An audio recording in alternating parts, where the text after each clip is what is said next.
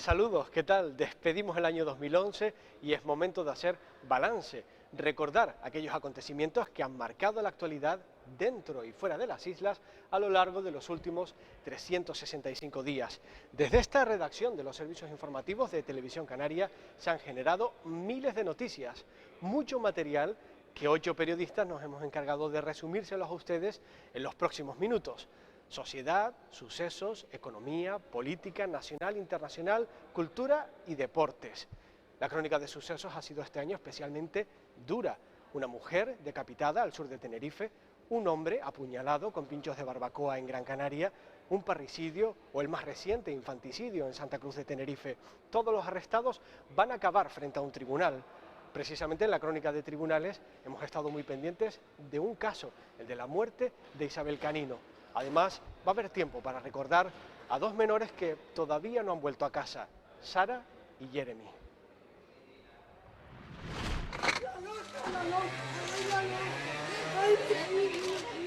Es el trágico suceso con el que se cierra 2011. Los cadáveres de un niño de 5 años y una niña de 11 aparecen tapados con una manta en el interior de una vivienda de Santa Cruz de Tenerife. La madre y el padre de uno de los niños son detenidos y trasladados al hospital bajo vigilancia policial. Presentaban heridas en sus cuerpos.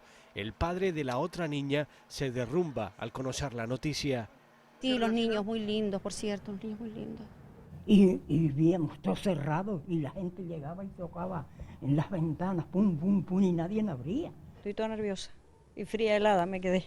Íbamos a la casa porque supuestamente hacía bien y yo nunca confié en él porque él involucraba a la gente a hacer daño y a hacer cosas malas.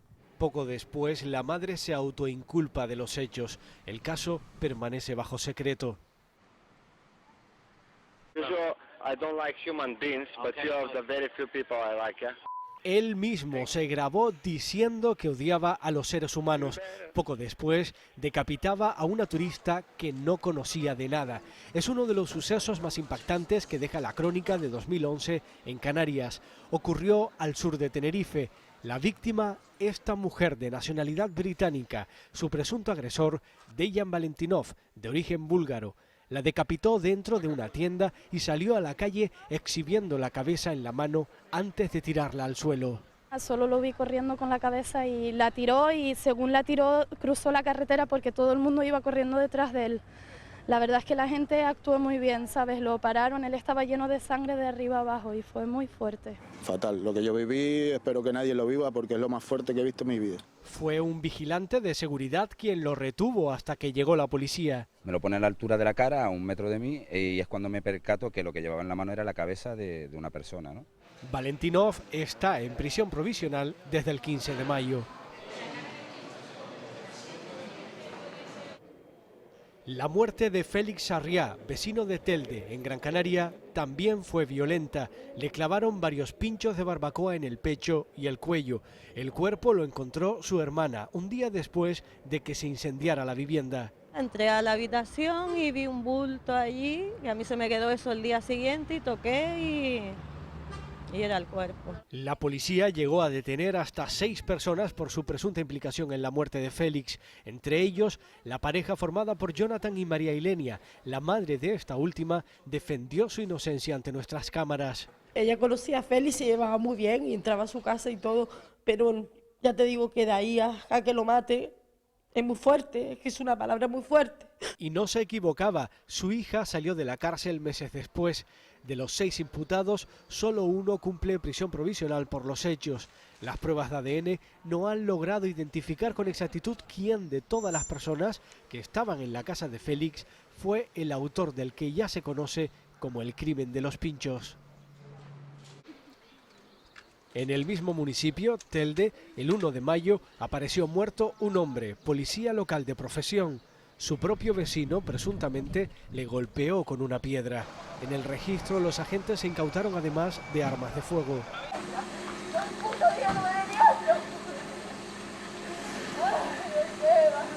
Es la novia de la víctima que confirmó que el detenido ya había tenido discusiones previas con su pareja. El hombre este que mató al guardia le había pegado ya una vez y lo había denunciado. Sorprendidos también se mostraron los vecinos de La Verdellada, en La Laguna, tras la muerte de un hombre en un supuesto ajuste de cuentas. Murió desangrado. La Policía Nacional detuvo a un hombre de 35 años. Acuchillado también murió un joven en el interior de su vivienda en Puerto del Rosario, en Fuerteventura. Su novia resultó gravemente herida. A las pocas horas, la Policía Nacional detuvo a un amigo de la pareja como presunto autor material del homicidio. Todo apunta a una pelea por drogas. En Gran Canaria, otra pelea también acabó de la peor manera posible. Dos hombres discutieron presuntamente por cable de cobre cerca del vertedero de Salto del Negro. Uno de los implicados falleció como consecuencia de las heridas. El detenido ingresó en prisión acusado de homicidio.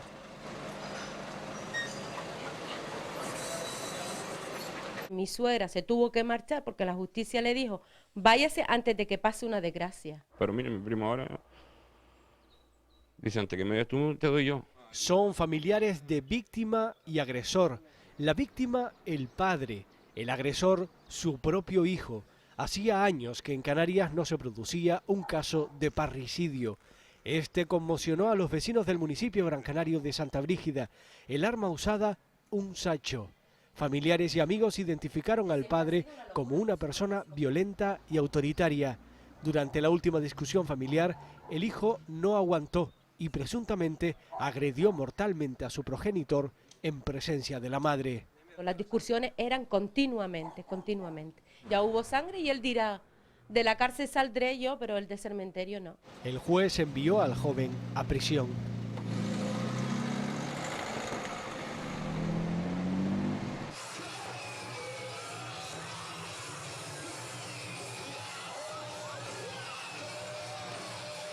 La fiesta acabó en tragedia. Es la celebración anual en Valsequillo de la suelta del perro maldito. Es muy desagradable ver la situación, ver gente corriendo, pisando a gente llorando, gritando. Por causas que se investigan, uno de los disfraces usados en la representación empezó a arder. Néstor, quien lo llevaba, se recupera en el hospital. Sobrino político mío, pues Nestillo se quedó. Menos suerte tuvo una persona del público que falleció después de una semana intentando superar las quemaduras. Tampoco salió adelante Lucía, de 18 años, murió en Madrid el 15 de diciembre. Otras 2 personas resultaron heridas graves y al menos 25 más de carácter leve. El trabajo de los cuerpos de seguridad ha sido intenso este 2011. Policía Nacional, Guardia Civil y Policía Canaria han controlado el menudeo de droga y el tráfico a gran escala. Destaca la Operación Palmero, con la detención de 25 personas que introducían cocaína desde Perú, o la desarticulación de una importante red de explotación sexual en Lanzarote y Fuerteventura el 17 de mayo. La Operación Posarro puso fin a la impunidad con la que vivían 13 presuntos miembros de la camorra italiana en el sur de Tenerife. La misma isla en la que la Guardia Civil detuvo a 6 personas por ofrecer dinero a mujeres indigentes y embarazadas para que vendieran a sus bebés. Con una criatura chiquitita, todavía con el cordón umbilical, llevársela y darle a este señor 2.000 euros. Más allá de nuestras fronteras, después de 11 días de secuestro, la tripulación del petrolero Mateos en Togo, con un tinerfeño entre ellos, acabó con final feliz. Este año, una veintena de personas han muerto en accidentes laborales. El más grave, ocurrió en un hotel de Mogán, al sur de Gran Canaria. Una explosión de gas mientras se repostaban los tanques de propano del establecimiento acabó con la vida de 2 personas, una turista y una empleada de origen cubano. Otros 4 trabajadores del hotel acabaron con quemaduras en el 50 y el 70% de sus cuerpos. La investigación abierta descubrió una fuga en uno de los conductos del gas. Inspección de Trabajo y Guardia Civil están completando los informes. Por su trascendencia, la crónica de tribunales de 2011 tiene una protagonista, Isabel Canino, la vecina de Tenerife que estuvo 72 días desaparecida y cuyo cuerpo fue hallado en la fosa séptica de una vivienda propiedad del único acusado, Salvador Morales. Le pido al jurado que me condene por el delito que cometí, le pido perdón a la familia. Después de una intensa semana de declaraciones, el juez condenó al acusado a 19 años de cárcel por asesinato. Es lo que yo deseaba que él fuera condenado. Hablan de dinero, hablan de eso, yo eso no entiendo, yo solo entendía que lo juzgaran como asesinato y por lo tanto le pagara esa condena, ¿no? El magistrado tuvo en cuenta los agravantes de parentesco por la relación que mantuvo Morales con la víctima durante 17 años y hasta el día de su muerte, y de alevosía por el encubrimiento del crimen. Otro juicio, esta vez con jurado popular, sentó en el banquillo a Youssef Ansaja, acusado de la muerte del empresario lanzaroteño Benjamín Santana. Ansaja fue condenado a 21 años de prisión por asesinar al empresario asestándole 15 puñaladas en un apartamento de Playa Blanca. La muerte de mi hija, esa va a salir en claro, para que no vean que eres el sinvergüenza, que los sinvergüenzas eran ellos. Su madre ya pidió justicia ante nuestras cámaras. El crimen de Casa Pastores se juzgó este 2011. El acusado, Keith Puig, resultó condenado a 10 años de cárcel.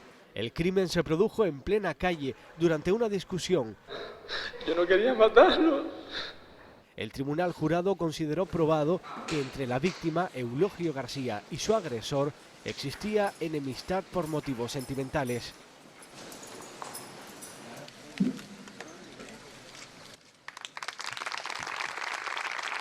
Con aplausos se celebró el tercer aniversario del accidente de Barajas, en el que murieron 154 personas que viajaban a Gran Canaria. Este 2011, el juez ha anunciado el cierre de las diligencias de investigación y ha reducido el número de acusados que irán a juicio de 5 a 2. Los únicos acusados serán los 2 técnicos de mantenimiento y se archivan las acusaciones contra los 3 directivos de la compañía Spanair, una decisión que no ha gustado nada a las víctimas.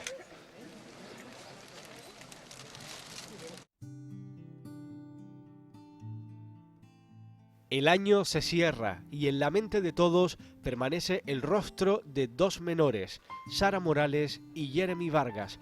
Ninguno ha vuelto a casa. De la desaparición de Sara se cumplen 5 años y su abuela sigue en la misma ventana esperándola. Ya no se ven los carteles. Yo parece que cuando yo voy por ahí y veo los carteles en una tienda o en un escaparate, yo entro, te lo juro que entro a darle las gracias. La niña ya tiene 19 años. 12 velas debía haber soplado este año Jeremy y además conocer a su nuevo hermano. Todos más siempre estamos hablando de lo mismo. No cambia el tema aquí en la casa. 2 familias que esperan que 2012 traiga respuesta a su angustia. El año 2011 pasará a la historia por la erupción volcánica submarina en el Mar de las Calmas del Hierro, una erupción que ha mantenido en vilo a la isla desde el pasado mes de julio. La lava no consiguió salir a la superficie, tan solo vimos una enorme mancha, burbujeo y los piroclastos, pero las consecuencias para los serreños han sido enormes. Tampoco ha dado tregua la violencia de género en Canarias. 3 mujeres se sumaban a la larga lista de víctimas, unas 60 en toda España, y más de un centenar de personas en el archipiélago buscan a sus verdaderos padres. Se consideran víctimas del robo de niños. Pero el año también nos deja buenas noticias, como los más de 50 millones de euros en premios que repartió hace unos días la Lotería de Navidad. Un pellizco de ilusión a los que se sumó los 18 millones que dejó el sorteo del niño. La crónica social de este año en las islas viene marcada por el proceso eruptivo del Hierro.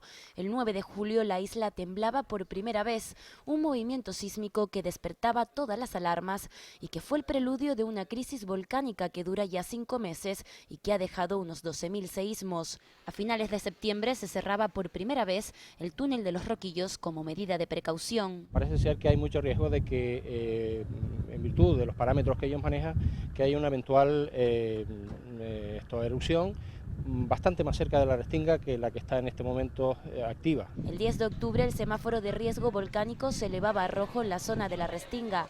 Se evacuaban a 600 habitantes. El Ayuntamiento del Pinar recomienda como medida de prevención que los vecinos de la Restinga se dirijan hacia el campo de fútbol. Ahora esto nos ha cogido de sorpresa. Y bueno, vamos a esperar a ver el acontecimiento, a ver lo que puede pasar. En un principio tranquilo. El bolsito tenía preparado para salir. Esto es más tranquilo, pero lo que pasa es expectante porque no se sabe lo que va a pasar. Y al día siguiente aparecía una mancha de color verdoso en el agua que confirmaba la erupción submarina. Han encontrado dos manchas en el mar con fuerte olor a azufre y peces muertos, con lo cual confirman el dato de la erupción que se había producido. Inmediatamente el presidente del gobierno, Paulino Rivero, y el consejero de Seguridad, Javier González Ortiz, se trasladan a la isla del Meridiano, donde se reúnen con autoridades y científicos para comprobar de primera mano cómo está la situación. La gente está tranquila, esperando que pronto los acontecimientos puedan evolucionar de una forma favorable, es decir, desde el punto de vista que se empiecen a disipar todos los riesgos. A finales de septiembre, la entonces ministra de Defensa acude a la isla. La Unidad Militar de Emergencias, además de esos vehículos y esos 44 miembros, también tiene capacidad para poner en marcha, si así se necesitara, un albergue con capacidad de hasta 2.000 personas. De momento no es necesario ponerlo en marcha, pero en cualquier caso todo está en la isla. 4 días después, el buque Profesor Ignacio Lozano llegaba a la isla para estudiar el fenómeno. Esto coincidía con la aparición de piroclastos humeantes. Un remolino de agua marca el epicentro de la erupción. Lo que sabemos es que hay una erupción en curso, estamos vigilando la señal de trémor, estamos vigilando las deformaciones, entonces realizando el seguimiento de todo esto, más ya en superficie, viendo cómo evoluciona, pues día a día sabremos qué puede pasar. El viernes 21 de octubre los vecinos de la Restinga vuelven a sus casas, pero 2 días después un nuevo fenómeno alarma a los científicos. La mancha cambiaba de color a marrón oscuro por la presencia de material magmático. Se conseguían las primeras imágenes submarinas a través del buque Ramón Margalef. Las cenizas y la turbidez se captan a tan solo 200 metros de profundidad. 5 de noviembre, un cambio en el fenómeno obligaba a desalojar por segunda vez al pueblo de la Restinga y por primera vez a algunos vecinos de la frontera. A partir de ahora, una profundidad límite sería la de 150 metros. Por debajo de esta profundidad es la fase en la que estamos. Por encima de esta serían esperables columnas de vapor de agua que pueden alcanzar la altura de centenares de metros. Aparecían columnas de vapor de agua de entre 10 y 15 metros de altura acompañadas de ceniza. 6 días después, los serreños sentían el mayor seísmo registrado hasta ese momento. Este terremoto de 4,6 grados en la escala Richter desataba el temor de una nueva erupción. El 14 de noviembre, los miembros del comité directivo del PEVOLCA decidieron que los vecinos de la Restinga y los desalojados de la frontera podían volver a sus casas. Todos los ciudadanos de la Isla del Hierro, pues de alguna forma, que puedan volver a esa normalidad de momento, en la cual siempre habrá que estar atentos en cualquier caso, pues a cualquier posible incidencia de cómo vaya evolucionando el fenómeno, pues si acaso hubiese que tomar otras medidas. Un nuevo barco oceanográfico, el Sarmiento de Gamboa, se incorpora a los trabajos de investigación el 29 de noviembre, un buque con una instrumentalización mucho más precisa. Una semana después, el 7 de diciembre, el semáforo por riesgo volcánico en la isla pasa de rojo a amarillo. Solo se mantiene en rojo en la zona marítima donde se sitúa el volcán submarino. Además, el PEVOLCA decide habilitar una franja marina de 0,25 millas para que los barcos puedan entrar y salir del puerto de la Restinga. Se abre permanentemente el túnel de los Roquillos. Es una salida importante para el pueblo, para los comercios y para aquellas personas que se tienen que desplazar a otros pueblos, ¿no? Y el Ecomuseo y el Lagartario pueden de nuevo abrir sus puertas. Según los últimos datos del Consejo Superior de Investigaciones Científicas, el cono del volcán se ha reducido de 15 a 20 metros y la mancha de tono verdoso se dirige hacia el sureste sin material ni vapor de agua en la superficie. Tras varios meses de incertidumbre, los serreños tratan poco a poco de volver a la normalidad. La violencia de género no cesa. 3 mujeres han muerto este año en Canarias a manos de sus parejas o exparejas. El cuerpo sin vida de Julia Ester Álvarez fue encontrado en este chiringuito abandonado de Playa Blanca, en Fuerteventura. Este hombre, conocido como el Asturiano, está imputado por un delito de homicidio por golpearla supuestamente con un ladrillo en la cabeza. En su casa de Arona, y como consecuencia de las heridas de arma blanca que le ocasionó presuntamente su marido, fallecía Clementina Morales, de 34 años, dejando atrás a 2 hijos pequeños. Y el día del Pilar, Mara Sarilleri aparecía estrangulada en unos apartamentos de Puerto del Carmen, en Lanzarote. El asesinato se producía delante de la hija de unos 2 años. Los actos de repulsa no se hicieron esperar. ¡Derecho de las mujeres! ¡Derechos humanos! ¡Derecho de las mujeres! ¿Cuánto tiempo más hace falta para que surja el cambio necesario y poder eliminar la violencia? Porque esto no depende ya sino de la actitud de las personas. El archipiélago se volvía a vestir de luto en este 2011 por los 2 soldados canarios fallecidos en Afganistán. El sargento Manuel Argudín y la soldado Nigiret Pineda tenían su base en este regimiento de infantería ligera Soria 9 de Puerto del Rosario, en Fuerteventura. Nacieron y los separaron, eso es lo que sospechan unas 150 personas en Canarias. Las denuncias de niños robados al nacer en centros hospitalarios también han rozado al archipiélago. Le dijeron que el niño había muerto, enseñaron a un niño, sacaron un frigorífico, todo vendado, en el que solo se le veía la carita. A partir de ahí le dijeron que tenía que ir al cementerio porque ellos lo iban a enterrar, cuando llegaron ya lo estaban enterrando, no lo vieron. Y después de 20 años, cuando mi madre fue a sacar los restos del niño para pasarlo a un nicho común, resulta que no había nada dentro. La Asociación Nacional de Afectados por Adopciones Irregulares ha recogido muestras de ADN para cotejarlas en su banco de datos. 2011 nos abandona, siendo un año donde se reducen las cifras de inmigrantes irregulares que llegan a las islas. Alrededor de 200 personas han llegado en una de las casi 15 pateras que han arribado a las costas canarias en los últimos 12 meses. Prácticamente todos alcanzaban tierra en buen estado de salud. Un año donde también han pasado otros acontecimientos con el mar como protagonista. 6 pescadores canarios tuvieron que ser rescatados mientras faenaban frente a las costas del Sáhara Occidental. Tampoco olvidarán este 2011 los tripulantes noruegos que el pasado junio encallaron con su velero en la costa sureste de Gran Canaria. Pensamos de que la aguja le pegó al barco y abrió una brecha y una vía de agua. Pensamos que fue el motivo ese. Es el mayor centro penitenciario de España y se encuentra en el sur de Gran Canaria. Era inaugurado el 14 de julio y tiene capacidad para 1000 reclusos. El 7 de septiembre se iniciaba el curso escolar. 174.000 alumnos de primaria y 10.300 profesores volvían a las aulas. Mi aspiración es que no solo sea un curso más, sea la normalidad la que impere, que debe imperar. Sea la normalidad cargada de ilusión, consciente de la dificultad a la que nos encontramos y a la que nos enfrentamos. Días después se inauguraba el curso universitario. Los rectores de las 2 universidades canarias destacaban la importancia de la educación y la investigación como parte de la receta para salir de la crisis económica. La crisis económica será más rápida y mejor si la educación superior desempeña un papel relevante dentro de las políticas económicas. En estos momentos de crisis, en gran medida provocada por la inadecuada gestión del conocimiento. Por ello, para construir una sociedad competitiva se hace necesario fundar un modelo socioeconómico que responda a imperativos de ética social. Un año que sobre todo 20 estudiantes canarios nunca olvidarán. Durante 9 minutos pudieron establecer contacto con un astronauta de la Estación Espacial Internacional y preguntarle cómo se vive a 400 kilómetros de la Tierra. Hello, my name is Esther. I would like to work for a space agency. What do you advise me to do? Over. 2011 ha sido un año de cambios. Algunos comenzaban desde el 1 de enero. Esta que ven es Leire, la primera niña nacida en el archipiélago este año y la primera recién nacida que se quedaba sin recibir los 2.500 euros del cheque bebé. Un año más, la devoción de los canarios se ha visto reflejada en 2 de los encuentros religiosos más relevantes del archipiélago. La Virgen de Candelaria y la Virgen del Pino congregaron a miles de fieles a las puertas de sus templos. Y emoción también la que dejó en el archipiélago la lotería de Navidad.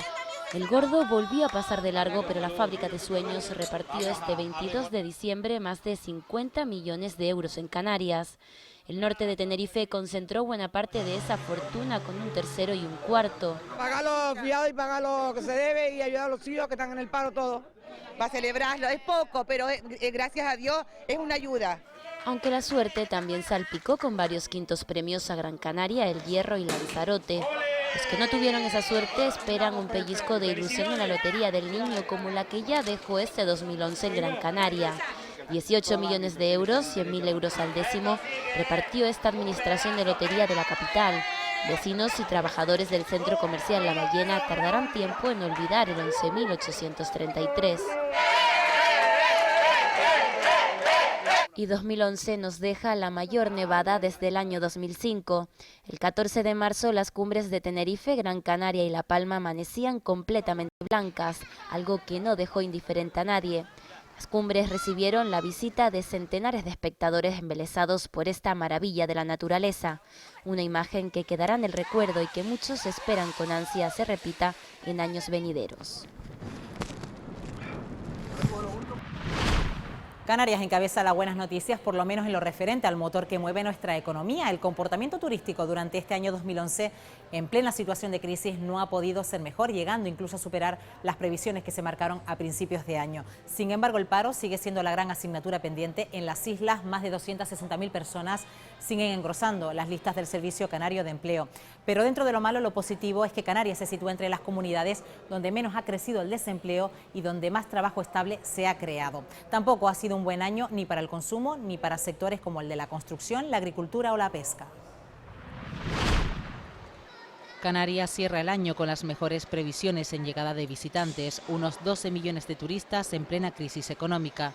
El moderado optimismo que se respiraba en la Feria de Fitur a principios de año dio paso a la euforia a medida que pasaban los meses.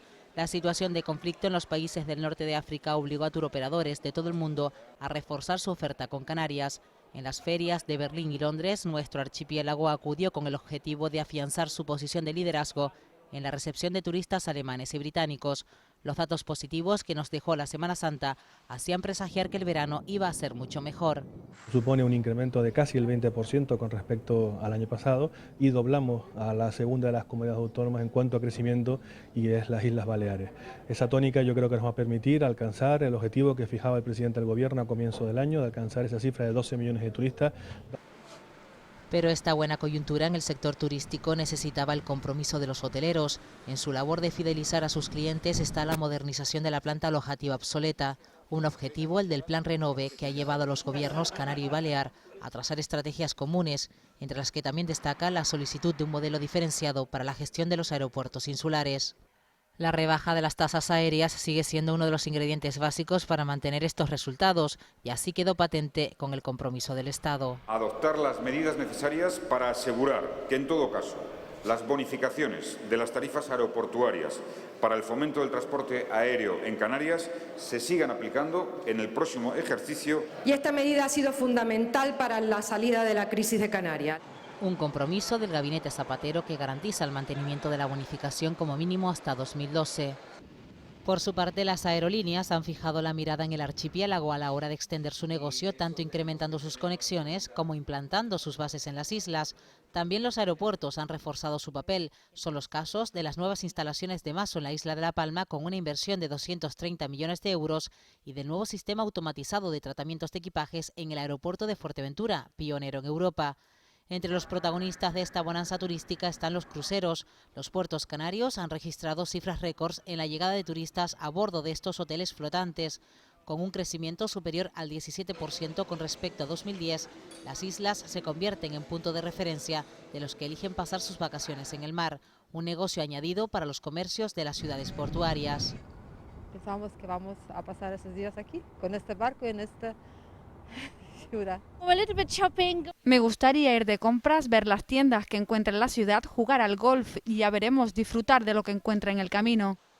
Un año que turísticamente finaliza con la amenaza de la debacle del turoperador británico Thomas Cook, la decisión de Gran Bretaña de quedarse fuera de los planes del euro y con la huelga del personal de Iberia, para la que se han establecido servicios mínimos del 100% en las rutas con las islas.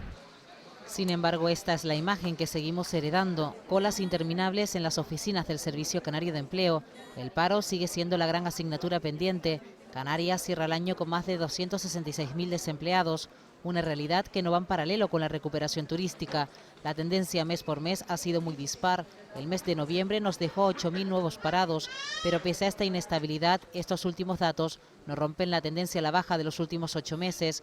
No se destruye empleo, sino que aumenta la población activa. Además, la generación de empleo estable ha sido una constante en las islas. El año comenzaba con manifestaciones sindicales en las capitales canarias para reclamar medidas urgentes contra el paro y la precariedad laboral. Manifestaciones que también mostraron su rechazo a la decisión del Gobierno de ampliar la jubilación hasta los 67 años. Reformas que acaban el año con la decisión del gabinete de Rajoy de congelar el salario mínimo interprofesional. Un 2011 en el que los gobiernos regional y estatal se esfuerzan en aprobar partidas millonarias y planes de empleo para contratar a personas desempleadas y mantener los paquetes de ayudas a los parados de larga duración. Gobierno, empresarios y sindicatos se sentaron juntos una vez más para buscar soluciones. En abril rubricaron un acuerdo por el que se garantizaba la creación de puestos de trabajo y el mantenimiento del empleo público. Era importante, si estamos hablando de reducir las tasas de paro, el que en el sector público no se produzca como consecuencia del colapso de las administraciones públicas, pérdida de empleo público. Y la responsabilidad que estamos asumiendo todos, sindicatos y empresarios, es una demostración de que los intereses generales están por encima de los intereses de sectores determinados. En la senda de ese diálogo llega la Estrategia Canaria de Empleo para los próximos 3 años, con el objetivo de combatir la alta tasa de paro y el de formar e insertar a los parados en el mercado laboral. Que es un documento donde se incorporan los objetivos fundamentales que pretendemos alcanzar para crear empleo en Canarias en los próximos 3 años, también para dar respaldo a nuestras empresas y a la emprendeduría o el emprendimiento en Canarias. Sostener el empleo de los funcionarios y garantizar el pago de sus nóminas ha puesto contra las cuerdas a más de un ayuntamiento de las islas. El municipio Gran Canario de Gáldar se vio obligado a presentar un expediente de regulación de empleo que posteriormente fue denegado. Ante este panorama, la economía sumergida sigue creciendo, por lo que se ha convertido en otras de las batallas de este 2011 de los gobiernos estatal y canario. Aunque pocos lo reconocen, son muchos los que trabajan sin contrato. En las islas, unas 80.000 personas podrían estar trabajando en esta situación. La construcción sigue lastrando resultados negativos. La rehabilitación hotelera no termina de levantar a un sector que difícilmente podrá remontar las cifras anteriores a la crisis. Construir vivienda nueva ya ni se plantea. En Canarias hay casi 41.000 casas sin vender. La compra-venta de viviendas no ha parado de caer a pesar de la rebaja de precios. Pero ni el precio está al alcance de cualquier bolsillo, ni el Euribor invita a embarcarse en una aventura hipotecaria. Las continuas subidas del tipo de interés alejan cualquier atisbo de compra y al que ya está hipotecado le obliga a apretarse aún más el cinturón. Precisamente con el objetivo de reactivar este sector y generar puestos de trabajo, el Gobierno aplicó una reducción del IJIC del 5 al 2,75%. Rebajar del 5 al 2,75%. La tributación, insisto, por una vivienda nueva que vaya a ser vivienda habitual. En este sentido, el Parlamento de Canarias culmina el año aprobando un proyecto de ley encaminado a fomentar la venta y la rehabilitación de viviendas, no solo con ventajas fiscales, sino con previsiones muy optimistas de generación de empleo de hasta 11.000 nuevos puestos de trabajo. El campo ha sido el refugio de aquellos que no han podido recuperar su actividad profesional, aunque tampoco la tierra ha traído buenas noticias para el sector platanero. La caída del precio del plátano en el mercado peninsular y la demora en la aprobación de las partidas económicas dentro del POSEI no hacen más que alimentar la incertidumbre en un sector que depende del exterior. Están en la línea de buscar soluciones, tanto en lo que a la ficha financiera se refiere como a la ayuda al transporte. Así que hay una predisposición total y absoluta. Buena predisposición que acabó en gratas noticias con la promesa del Gobierno de que al plátano se le aplicaría ayudas al transporte de mercancías este mismo año. Ayudas que van del 50% al 70% en 3 años, tal y como recoge los compromisos adquiridos dentro del Plan Canarias. El informe Solves vino a corroborar que además a Canarias, como región ultraperiférica, le cuesta 5 veces más traer mercancías hasta las islas. La gran amenaza para el sector agrícola tuvo como protagonista al pepino español y por consiguiente al canario. El brote de E. coli en Alemania puso erróneamente al pepino como causante del virus mortal. Millones de kilos de pepinos y también de tomates acabaron en el vertedero por el veto impuesto al comercio de productos agrícolas procedentes de España.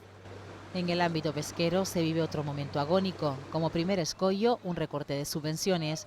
Y para rematar esta mala racha, el veto de la Unión Europea a continuar con el acuerdo de pesca con Marruecos. Con esta medida, 26 buques canarios de la flota artesanal y atunera se han visto afectados. 300 familias que pierden su principal fuente de ingreso. Y el consumo sigue estancado. La subida de precios en los elementos más básicos no ayuda a levantar la economía doméstica. La luz, el gas y el coste de la gasolina se han situado durante este 2011 en máximos históricos. El conflicto libio vino a empeorar mucho más la situación. A eso se suma que cada vez nos cuesta más cambiar de coche. La matriculación ha sido fluctuante a lo largo de los últimos meses y los concesionarios también se enfrentan a un futuro incierto con la supresión de los incentivos a la compra de un vehículo. También para la banca ha sido un año de muchos cambios. El proceso de integración de las cajas de ahorros de Canarias en dos grandes grupos bancarios ha dado un paso más, iniciando su particular aventura bursátil. La Caja de Canarias, integrada en Bankia, y Caja Canarias en Banca Cívica, ya cotizan en bolsa. Una apuesta por el futuro de la que el presidente del Ejecutivo canario, Paulino Rivero, desea que las islas se vean beneficiadas con una mayor financiación para la rehabilitación de la planta alojativa y en mejorar la competitividad. En lo económico, Canarias termina el año con algunos asuntos sobre la mesa. El más importante, la actualización del REF, el régimen económico y fiscal, para el que el Gobierno y con el acuerdo de los partidos políticos pide la mayor celeridad ante el nuevo marco de reformas europeas que se avecina en Europa a partir de 2014. Para eso, las regiones ultraperiféricas acordaron en Martinica reclamar a Bruselas que se involucre más y mejor en las necesidades de las regiones más alejadas del continente.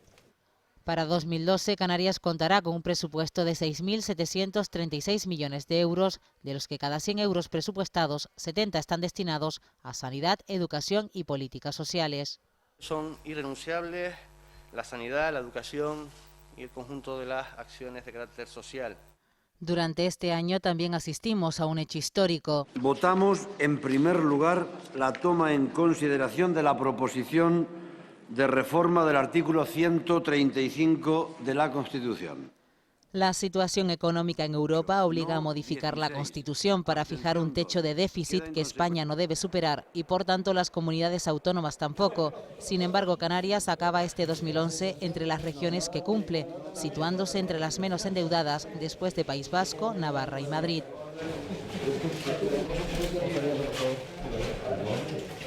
Se despide un 2011 que en política nos ha dejado pues casi de todo, un año que recordaremos por un comunicado muy esperado, el abandono de las armas por parte de la banda terrorista ETA. Un año en el que hemos participado de 2 citas electorales, hemos sido testigos de la constitución de nuevos ayuntamientos, nuevos cabildos y nuevos gobiernos en Canarias. Se iniciaba una nueva legislatura con un mensaje de esperanza y unidad. Tenemos, como siempre, y acaso más que siempre, la atenta mirada de 2 millones largos de personas que desde distintas sensibilidades y siglas piden que resolvamos sus problemas. Así, con este mensaje del presidente de la Cámara daba comienzo la 8ª legislatura en Canarias, con caras nuevas y otras que repiten. Es una de las imágenes que nos deja el año que termina. Nueva legislatura y nuevo gobierno tras unas elecciones autonómicas y municipales con muchos cambios y novedades. A comienzos de mayo arranca una dura campaña electoral que comparte protagonismo con un nuevo movimiento. Nace el 15M.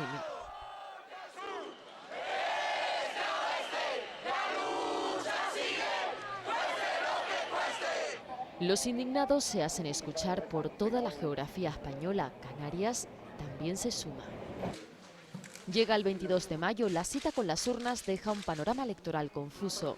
72 horas después hay 6 cabildos y 46 ayuntamientos que buscan acuerdos, aunque todas las miradas se dirigen al Parlamento. Con Coalición Canaria y Partido Popular, empatados a 21 escaños, el Partido Socialista, la tercera fuerza, se convierte en la llave del futuro gobierno. Además, se suma una nueva formación, Nueva Canarias, que consigue irrumpir en la Cámara. Mi fuerza política, Nueva Canaria, ha logrado no solo resistir, sino avanzar en porcentaje de votos y en votos absolutos. Todos esos votos van a estar para servir a Canarias, para enfrentar sus dificultades, para lograr la estabilidad política en Canarias. Porque hemos ganado las elecciones, las hemos ganado por primera vez en la historia.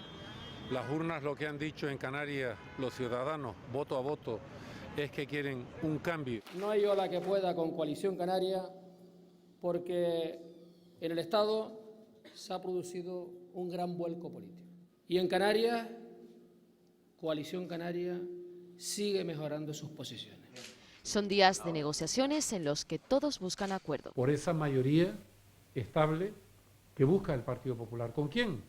Con parlamentarios. ¿De dónde? Del Parlamento de Canarias. ¿Quiénes? Ya se verá. No puede haber un acuerdo con el Partido Socialista si no se resuelven los asuntos que nos quedan pendientes en la isla de La Palma y en la isla del Hierro. Vamos a establecer ese diálogo fluido con Coalición Canaria, porque entendemos que la solución de los problemas que existen han de resolverse siempre desde el diálogo.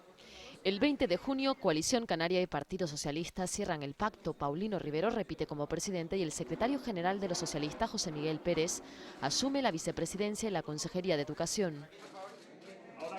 Un buen acuerdo para Canarias y que la voluntad con la que partimos es de que esta sea la hoja de ruta para seguir mejorando las condiciones de vida de la gente. Yo diría incluso que es el mejor gobierno posible para las necesarias reformas a fondo que debemos acometer en todos los planos. En el resto de instituciones, los cambios más significativos se producen en Gran Canaria, donde el Ayuntamiento capitalino pasa de la mayoría absoluta del Partido Socialista a una mayoría absoluta del Partido Popular, que coloca a Juan José Cardona como nuevo alcalde. En el Cabildo Gran Canario, escenario parecido, el Partido Popular arrebata la mayoría al Partido Socialista, pero se queda un consejero de la absoluta, por lo que se ve obligado a cerrar un pacto de gobierno con Coalición Canaria Centro Canario Nacionalista. José Miguel Bravo de Laguna será el nuevo presidente. Meses después, los dos consejeros de Coalición Canaria abandonan el pacto de gobierno, aseguran que por coherencia política. La capital tinerfeña también estrena alcalde el nacionalista José Manuel Bermúdez gracias a un pacto con el Partido Socialista. Mismo acuerdo en la institución insular, donde Ricardo Melchor repite como presidente con el apoyo del Partido Socialista. En el resto de cabildos, la mayoría quedan tras las elecciones presididos por nacionalistas, todos salvo el de La Gomera, donde Casimiro Curbelo revalida la mayoría absoluta tras más de 20 años al frente. Poco después estalla el llamado caso Curbelo. El por entonces también senador socialista se ve envuelto en una trifulca en una sauna de Madrid junto a su hijo. Los dirigentes socialistas en Canarias respetan la presunción de inocencia, pero las presiones de la cúpula del partido en Madrid obligan al senador a abandonar su acta. El caso está aún en los tribunales. Al caso Curbelo le sigue la polémica moción de censura en El Hierro. Alpidio Armas, en contra de la directriz de su partido y de su secretario general José Miguel Pérez, se une al Partido Popular para expulsar a la nacionalista Belén Allende de la presidencia de la institución herreña. Prometo por mi conciencia y honor cumplir fielmente las obligaciones del cargo de presidente del excelentísimo Cabildo Insular del Hierro. La gente que vive en la isla del Hierro sabe que hay una pulsión de cambio, que hay una necesidad imperiosa de cambiar modos y maneras y que la gente quiere tener expectativas de futuro. Solo cabe esperar, como digo, con la tranquilidad total y absoluta de que nadie te puede privar de tu derecho a ejercer el legítimo oficio de consejero insular. Las relaciones Canarias-Estado siguen siendo buenas durante 2011. Lo corroboran las numerosas visitas de miembros del gabinete Zapatero a las islas. A comienzos de año, José Blanco y posteriormente Rubalcaba para hablar de seguridad. El ministro de Industria también se acercó hasta El Hierro para conocer el proyecto de la central hidráulica referente en toda España. Va a ser sin duda muy útil para el resto de España y Portugal. También va a ser oportunidades de trabajo para la gente del Hierro o de otros lugares de Canarias. Otro de los encuentros destacados que nos deja este año fue la visita del viceprimer ministro chino o la audiencia con el rey. Paulino Rivero le traslada al monarca la necesidad de retomar la capacidad de consenso de los años 70. El 29 de julio, Zapatero convoca elecciones generales, segunda cita electoral del año. Se celebrarán el próximo día 20 de noviembre. De cara a esa cita, Coalición Canaria y Nueva Canaria inician los contactos. Tras varios encuentros, los nacionalistas deciden unir fuerzas. Aseguran que bajo un mismo objetivo, defender los intereses de Canarias en Madrid. Pero antes, la que es sin duda la noticia política del año y quizás del siglo. ETA ha decidido el cese definitivo de su actividad armada. Las reacciones en Canarias son inmediatas. Confío en que sea el principio del final de ese negro episodio, sin que olvidemos lo que ocurrió. Y no olvidar lo que ocurrió va a ser importante ahora, donde hay que aplicar la inteligencia para terminar de salir de esto. Es una buena noticia que no será completa en nuestra opinión mientras no proclamen la disolución definitiva de la banda terrorista. Lo único que lamentamos es que no se haya dado antes. Creo que además significa que han prevalecido los valores democráticos, que ha prevalecido todo el esfuerzo que se ha hecho desde los partidos políticos, las instituciones, desde las fuerzas de seguridad. Nueva cita electoral sin amenaza terrorista que deja un mapa del país teñido de azul. El Partido Popular arrasa en las urnas, también en Canarias, donde registra los mejores resultados de su historia. 9 diputados y 7 senadores. Yo siempre trabajaré donde me diga el presidente y donde me diga mi partido, y ahora voy a trabajar muy gustoso en el Congreso de los Diputados. El gran derrotado, el Partido Socialista, anuncia Congreso Ordinario también en las islas. Toca reflexionar. Malos a nivel nacional, incluso peor de como pensábamos inicialmente, y bueno, éramos conscientes que la situación era complicada, era difícil, que el peso de la crisis era muy fuerte. Y malos datos también para el nacionalismo, pese a que consigue un diputado por Las Palmas. Combinaremos la responsabilidad con los asuntos de Estado, como la hemos tenido siempre, con la exigencia absoluta de la defensa de los intereses de esta tierra. Y con 2 voces le aseguro que vale. Y por la provincia occidental mantiene su escaño Ana Oramas. Tenemos que mirar al futuro, y que tenemos un gran futuro si somos capaces de corregir, explicar y trabajar más que nunca. El año se despide con nuevas noticias sobre el caso de las Teresitas. Se levanta el secreto de sumario y se retira la imputación por cohecho a Ignacio González Martín, al empresario Antonio Plasencia y al que fuera alcalde de Santa Cruz y actual senador Miguel Cerolo. Ninguno de ellos, sin embargo, se cae de la lista de acusados, ya que mantienen las imputaciones por prevaricación y malversación de fondos públicos. El caso suma ya 33 imputaciones contra 17 personas. Ya esa larga lista de acontecimientos que nos deja el 2011 se suma un nuevo diputado del Común, el histórico socialista Jerónimo Saavedra, y una triste despedida. La de González Chaparro, el que fuera concejal socialista y consejero de Radio Televisión Canaria, fallecía a los 63 años de un infarto. Así damos carpetazo a un 2011 que estrena un nuevo gobierno en Canarias y un nuevo gobierno estatal. 2 ejecutivos de distinto color, pero con una obligación en común: trabajar duro y de la mano para dejar por fin la difícil situación atrás. Este año 2011 la palabra crisis vuelve a describir la situación económica en nuestro país. Con casi 5 millones de desempleados, el paro se ha convertido en el principal problema de los españoles. Un panorama al que debe hacer frente el nuevo presidente del Ejecutivo Estatal, Mariano Rajoy. Ha habido un cambio de gobierno en España. Las urnas le han dado mayoría absoluta al Partido Popular para gobernar durante los próximos 4 años. Rajoy ha tomado posesión de su cargo hace tan solo unos días y ha configurado su equipo de gobierno con 13 ministros, entre ellos uno canario. Declaro abierta la 10ª legislatura de las Cortes Generales. Muchas gracias. Con estas palabras, el rey don Juan Carlos inauguraba la 10ª legislatura de la democracia española. Al frente del gobierno del Estado, Mariano Rajoy, del Partido Popular. Juro cumplir fielmente las obligaciones del cargo de presidente del Gobierno con lealtad al rey y guardar. Rajoy tomó posesión de su cargo y formó su equipo de gobierno. Entre los ministros hay uno canario, José Manuel Soria, al frente del área de Industria, Energía y Turismo. El Partido Popular ha obtenido una mayoría absoluta para gobernar el país los próximos 4 años. Moción de Rajoy en la noche electoral que contrasta con el semblante de su principal contrincante, el socialista Alfredo Pérez Rubalcaba. 4 nuevas formaciones consiguen representación en el Congreso: Amaiur, Compromís, For Asturias y Guero Abay. Coalición Canaria mantiene a sus 2 diputados.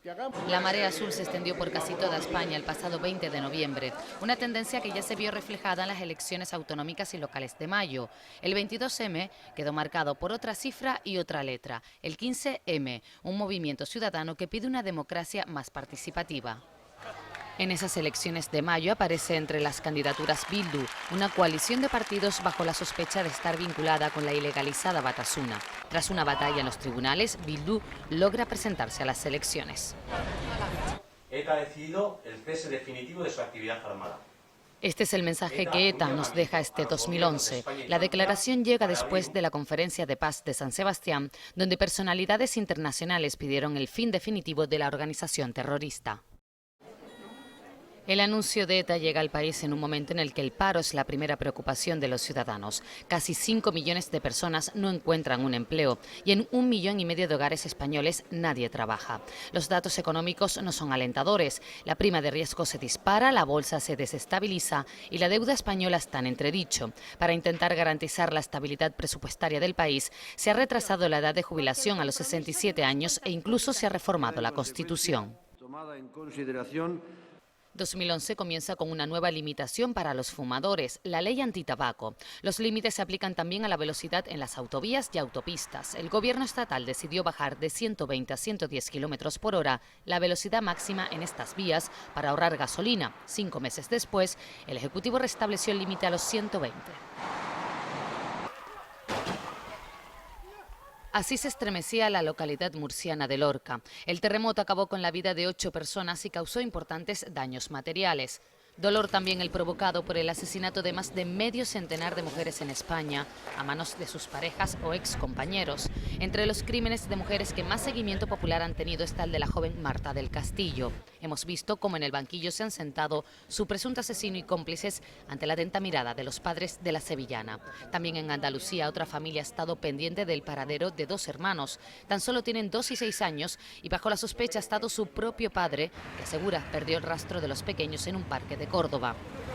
Por los tribunales también han pasado casos de presuntas corrupciones políticas, como la trama Gürtel, vinculada a miembros del Partido Popular, o el caso Palmarena, que ha salpicado al yerno del rey, Iñaki Urdangarín, imputado por supuestas prácticas delictivas. La llegada del Papa a España provocó un revuelo en el país. Se criticó el presupuesto de las Jornadas Mundiales de la Juventud. Se vivieron momentos de tensión entre laicos y peregrinos, pero por encima de eso estuvo el encuentro entre miles de jóvenes y Benedicto XVI. 2011 es uno de los años más dramáticos y convulsos que se recuerdan. Fíjense, hemos tenido un tsunami, el de Japón, que ha sido muchísimo peor que el del sudeste asiático. Hemos tenido además un accidente nuclear, el de Fukushima, que ha sido peor también que el de Chernóbil. Y hemos tenido un atentado, el de Oslo, en Noruega, que ha cambiado la historia y la mentalidad de la población de ese país nórdico. Pero sin duda los grandes protagonistas de este año que se acaba han sido los manifestantes. Lo han sido, y cómo no, en la primavera árabe, donde han cambiado la historia de muchos de esos países, y lo siguen siendo en Europa y en Estados Unidos, donde todavía siguen saliendo a la calle bajo el nombre del movimiento de los indignados. Lo que resume la actualidad de este año 2011 es sin duda Europa. El viejo continente se ha enfrentado a una de las crisis más graves de su historia y ya nada volverá a ser igual. Europa resume en sí misma la crisis económica, social y política de este año que se acaba. Son las imágenes más impactantes del año, las que quedarán grabadas en nuestra retina durante décadas. 2011 se va dejándonos una secuencia para olvidar, la del tsunami de Japón.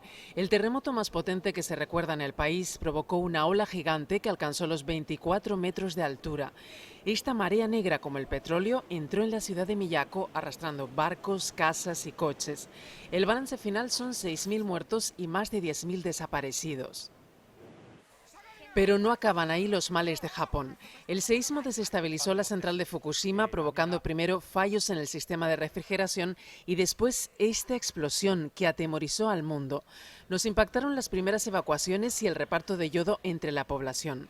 A día de hoy, Fukushima sigue siendo una localidad fantasma y sus problemas aún no han sido solucionados. Otra imagen que no va a repetirse es esta, la de una Unión Europea sumida en una enorme crisis de la deuda soberana que se ha cobrado al menos 4 jefes de Estado. El primero, el socialista José Sócrates de Portugal, que renunció y perdió posteriormente unas elecciones frente al socialdemócrata Pedro Passos. El conservador ha establecido un duro plan de ajuste que contempla recortes a los funcionarios. El segundo, Papandreou, ahogado por su plan de ajuste e incapaz de hacer frente a las exigencias de Angela Merkel y Sarkozy por un lado y de sus propios ciudadanos por el otro. Tras un amago de referéndum, renunció y fue sustituido por Papademos. El tercero, Silvio Berlusconi. Ni los escándalos ni los casos judiciales consiguieron lo que una crisis trepidante de la deuda italiana atacada por todos los flancos. El Cavaliere dimitió en noviembre, siendo relevado por el excomisario europeo Mario Monti. Siguen, en cambio, y cada vez con más peso, Nicolas Sarkozy en Francia y Angela Merkel en Alemania. Ambos dirigentes han protagonizado la difícil negociación de la reforma de los tratados de la Unión a finales de este año. Pero Europa no es lo único que ha entrado en crisis en este 2011. El mundo árabe se ha revuelto al completo y ya nada volverá a ser igual.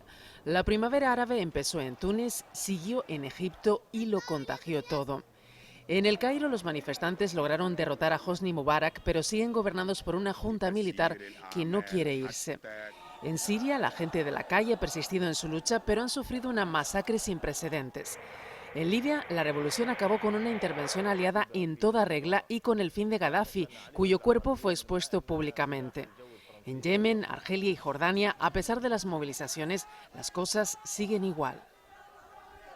Y lo que no volverá a ser igual es la vida en Noruega. Un doble atentado mortal contra el distrito gubernamental de Oslo y una convención de juventudes progresistas en la isla de Utoya cambió la mentalidad del país.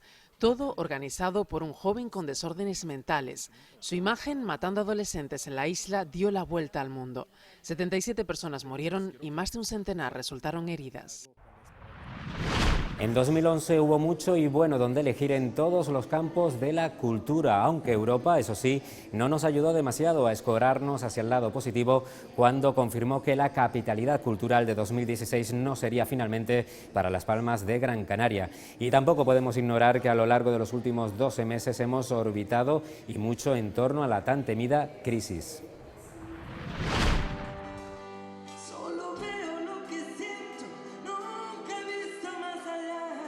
A principios de diciembre, la cantante lanzaroteña Rosana conseguía lleno absoluto en los conciertos de presentación de su nuevo disco, algo que debería sorprender al menos a aquellos que no han parado de hablar de crisis, recortes y cultura durante todo el año.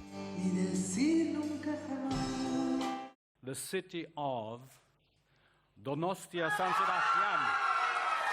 Además de presupuestos o crisis, también se habló de decepción, la que se llevó la capital Gran Canaria cuando San Sebastián se convertía en la capital europea de la cultura para 2016. Inmunes al desaliento, las grandes citas del año cultural continuaban celebrándose, con ritmos clásicos o con el cine llegado de los 5 continentes. Ya que te quedas así, pero... Los premios Canarias, entregados el día de nuestra comunidad, se acordaban de la Sociedad Filarmónica de Las Palmas, del profesor Wilfredo Wilpret o del historiador Antonio Tejera. Un festival WOMAD reducido pero aún vivo trajo los ritmos del mundo al Parque de Santa Catalina. El Festival Jazz y Heineken certificaba, como ha hecho durante casi 2 décadas, que comenzaba el verano en las islas.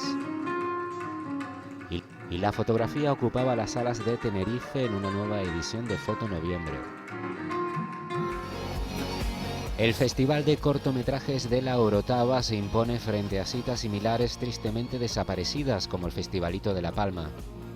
Juan Carlos Fresnadillo abría San Sebastián con su última película, Intruders, y las islas se convertían de nuevo en gigantescos platós para grandes superproducciones americanas, españolas o canarias, como 6 puntos sobre Emma, la ópera prima de Roberto Pérez Toledo que su productora confía colar entre los nominados a los Goya. Y grandes figuras de la música internacional contemporánea como David Guetta, Sting, James Blunt, Juanes o Maná desfilaban por las islas. Grupos como Mestizai o Los Abandeños presentaron disco nuevo y además ponían su granito de arena para que el hierro se recuperara lo antes posible.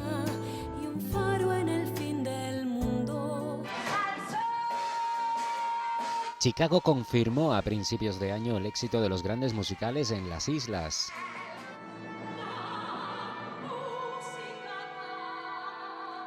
Refrendado hace tan solo unos días con el estreno nacional de otra apuesta de 3 millones de euros, Sonrisas y Lágrimas.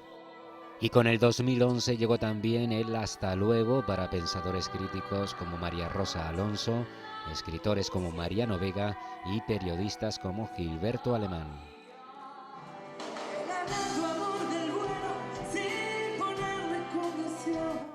En 2012 seguirá la crisis, los recortes y las desapariciones, pero seguro que siempre encontraremos un hueco para disfrutar y hablar de cultura.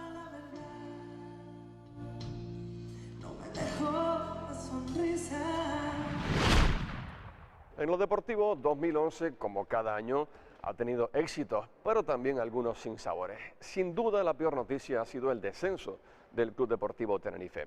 Pero también es verdad que estas últimas semanas del año nos han dejado un regusto quizá algo mejor que en otras ocasiones.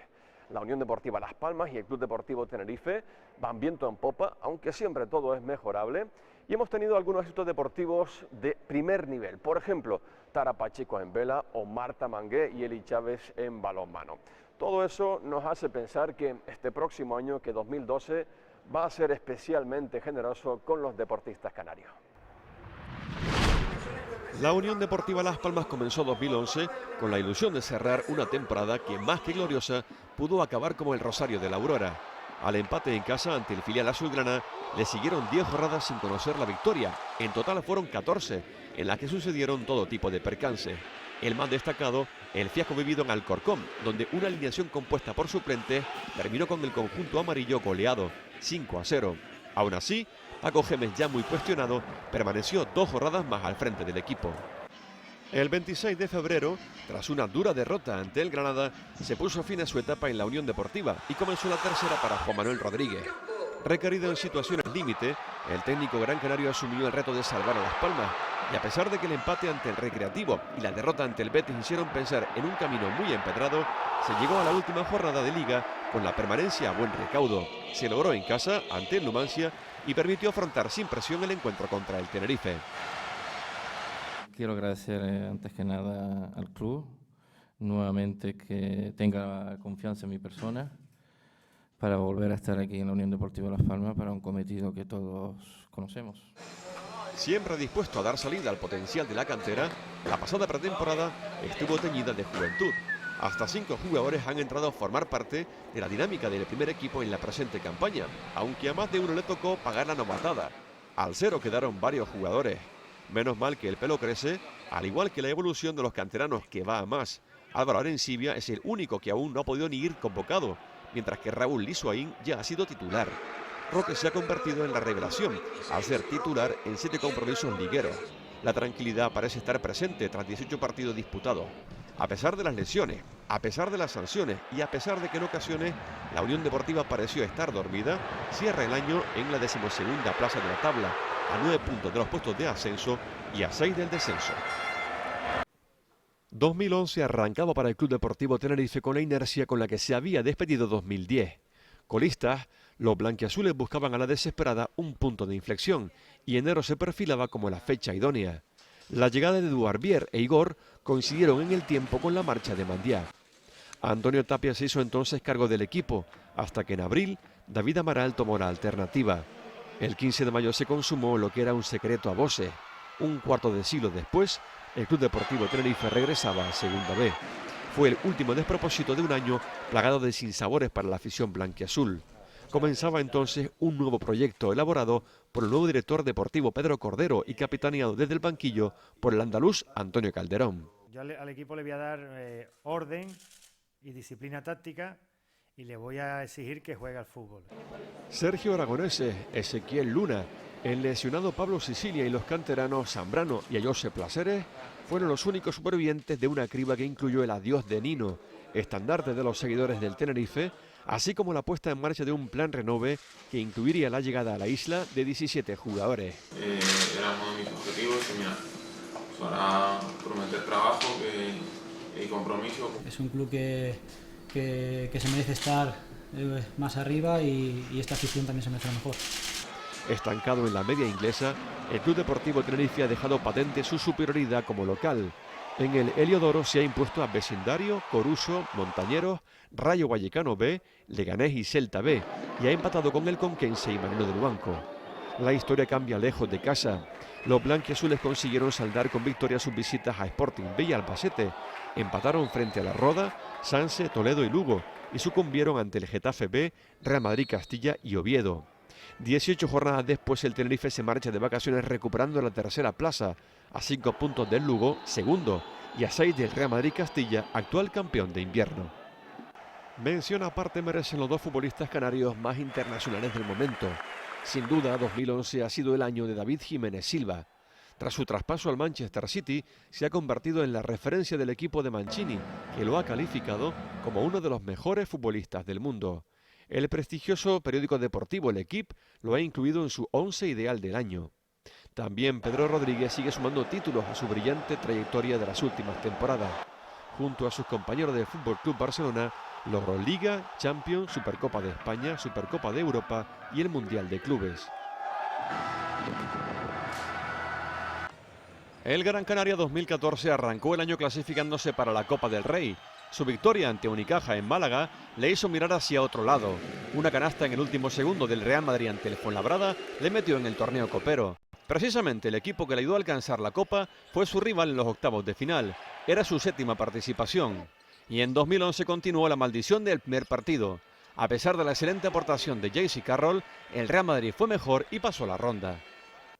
La Liga continuó y el Gran Canaria 2014 terminó el curso sumando 21 victorias, quinto en la tabla, su mejor clasificación histórica y enfrentándose a Caja Laboral en cuartos. Perdió de 4 en tierras vascas y fue arrollado en el segundo partido en la isla, acabando ahí su temporada. El verano dejó un adiós mucho más traumático que esperado, el de Jim Moran. 10 años en Gran Canaria le convirtieron en el jugador con más partidos y minutos disputados en la isla. Su dorsal, el número 20, ha sido retirado. Tras un difícil verano postelectoral, con cambio de gobierno en el Cabildo de Gran Canaria, se nombró un nuevo presidente. En octubre, Joaquín Costa asume la dirección del equipo insular sustituyendo a Agustín Medina. La segunda mitad del año y la nueva temporada ha dejado de momento la eliminación de la Eurocup en la primera fase y tras un desalentador arranque liguero, una mejoría que le ha permitido meterse en la lucha por la Copa del Rey. En la Adeco Oro, el V La Palma y el Iberostar Canarias cumplieron sus objetivos. Los palmeros acabaron en una cómoda 10ª plaza la pasada liga regular, con la permanencia pero sin el premio del playoff, mientras que el equipo tinerfeño sí tuvo sus opciones para el ascenso. Pero en la primera eliminatoria ante el Girona cayó por un ajustado 3-2. Eso sí, Richie Guillén, su hombre franquicia, acabó la temporada como jugador más valorado y máximo anotador de la categoría. Y ese camino lo mantiene el pívot tinerfeño en la presente temporada para llevar al Canarias a liderar la tabla. Una excelente noticia que se junta a la buena posición del V La Palma, que es quinto. El baloncesto femenino dejó la permanencia del Gran Canaria 2014 en la caja de Canarias, pero sobre todo un impresionante verano para jugadoras formadas en este club. Leonor Rodríguez, ganando el oro en el Europeo Sub-20, Juliana Díaz y Aston Dur, plata en el Mundial de Chile Sub-19 y bronce en el Europeo Sub-18 de Rumanía. Y Leticia Romero, Zenaida Pérez y Conchi Mongomo, oro en el Europeo Cadete, que también ganó la tinerfeña Alba Peña. El primer protagonista de 2011 en la lucha canaria fue el Playa Honda de Lanzarote, al proclamarse campeón, aunque suene extraño, de la Liga de Gran Canaria, que en su 32ª edición incluyó de forma insólita al conjunto liderado entonces por Medianito Cuarto, hoy en las filas del Tegueste. El segundo título del año en primera categoría fue para el Victoria de Marcos Ledesma, único puntala en activo en esos momentos de los 3 existentes en Canarias, tras conseguir el equipo norteño el campeonato de la Liga de Tenerife, una competición marcada un año más por ser muy encontrada hasta el final. Capítulo importante merece el torneo regional de selecciones insulares juveniles Pancho Camurria. El título fue para la selección de La Palma por tercer año consecutivo, después de imponerse en la final al combinado de Tenerife por 12-10, con protagonismo especial para el palmero Kevin Acosta. Y nos quedamos con este luchador, porque en la Liga Gobierno de Canarias el Tijarafe de Tenerife se proclamó campeón regional en una final tan disputada ante el Punta Brava, que fue precisamente Kevin Acosta el hombre decisivo en el título logrado por el equipo de Santa Úrsula. Con empate a 12, tras eliminarse conjuntamente los puntales de ambas formaciones, Miguel Pérez y Eñaterbe Abreu, Kevin ganó las agarradas de desempate al luchador del equipo de Puerto de la Cruz, Marcos García. Concluida la Liga de Canarias la pasada temporada, comenzaba tras el verano el nuevo curso en Los Terreros, con el nombramiento de 3 nuevos puntales A. Miguel Pérez, Añaterbe Abreu y Ricardo Rodríguez Medianito cuarto, sumándose a los 3 ya existentes: Juan Espino trota segundo, Romén Luis Castro Catire cuarto y Marcos Ledesma. El último capítulo estelar de la lucha canaria en 2011 fue la final de la Liga de Gran Canaria de primera categoría, en la que el Almogarén de Juan Espino logró el título insular ante el Castro Morales de Telde. Lo cierto es que 2011 está acabando con numerosos éxitos para el deporte canario. En balonmano, Marta Mangué y Eli Chávez se trajeron de Brasil la medalla de bronce del Mundial de Balonmano Femenino, todo un hito histórico del deporte español y canario. También en balonmano, Dani Sarmiento sigue ganando títulos con el Fútbol Club Barcelona. Cada vez con más galones, se ha ganado formar parte de la selección española que disputará en enero el europeo.